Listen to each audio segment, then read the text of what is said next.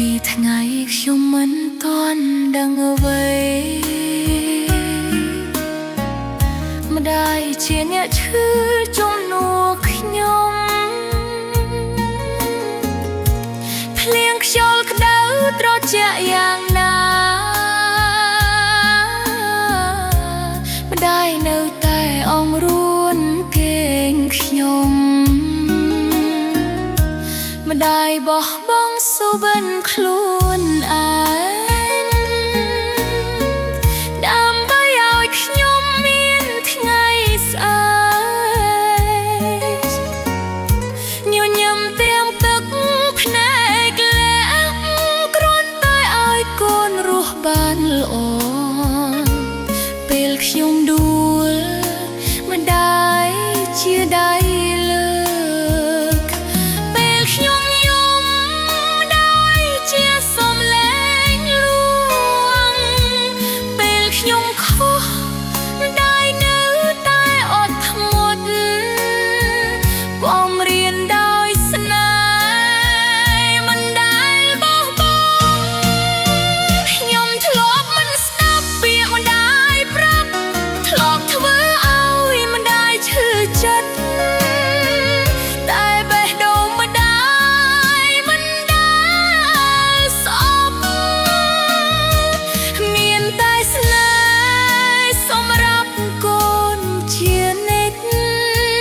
ចំរៀងទន្ទឹមកូនម្ដាយធំជាងជ្រៅជាងសមុទ្រទាំងឡាយអូយជីវិតកូននេះមិនអាចសងបានស្មើស្នេហ៍ម្ដាយឡើយបើគ្មានម្ដាយកូនគ្មានថ្ងៃនេះគ្មានខ្ញុំដែលឈរនៅទីនេះសូមឲ្យម្ដាយរស់យកសុខសាន្តជាម្លប់ដើមឈើនៃជីវិតខ្ញុំ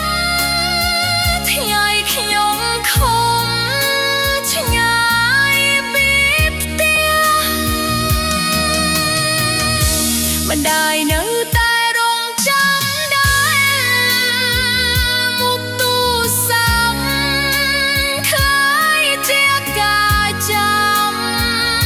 ពីថាញ៉ាំបាយហើយឬនៅសូមម្ដាយចាប់ផ្ដើមសដោយសារការព្រួយពីកូនតែដួងម្ដាយចាស់ដើមអាយុតែស្នេហ៍មិនដែលចាស់ដើមបើថ្ងៃណាមួយម្ដាយនឿយហត់សូមឲ្យកូននេះជាដៃទ្រទ្រង់បើថ្ងៃណាមួយម្ដាយយំសូមឲ្យកូននេះជាស្មាសចំរៀងកន្តើ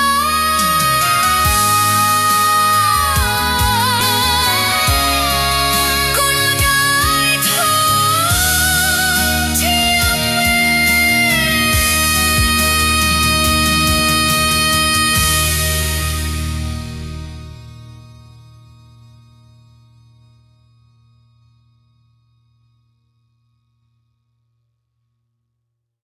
ពីថ្ងៃណាមួយម្ដាយនឿ